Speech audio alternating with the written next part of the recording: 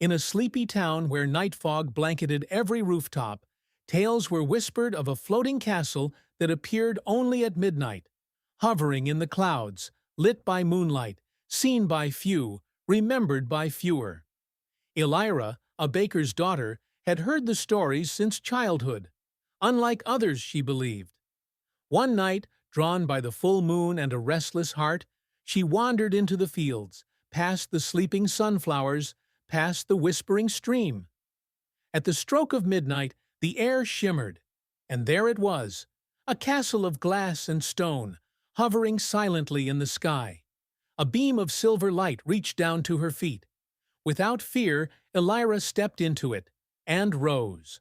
The castle was silent, timeless, but she wasn't alone. A young man stood in the garden under a moon tree.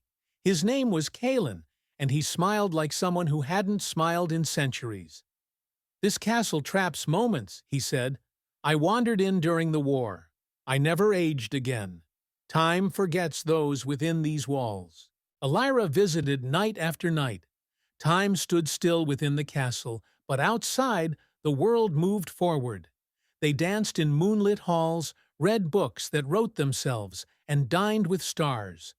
Their hearts beat in a rhythm not bound by clocks. But one night, Kalen held her hands and said, "You're changing. The outside time touches you. You can't stay forever." Tears fell. "Then come with me," she whispered. "I cannot," he said. "I'm bound to the castle.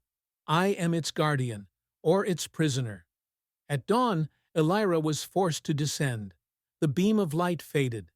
The next night she returned, but the castle did not appear. Days passed, years. She married no one, grew older, but always looked to the sky. Then, on her final night, hair silver, heart still warm, she stood in the field under the moon.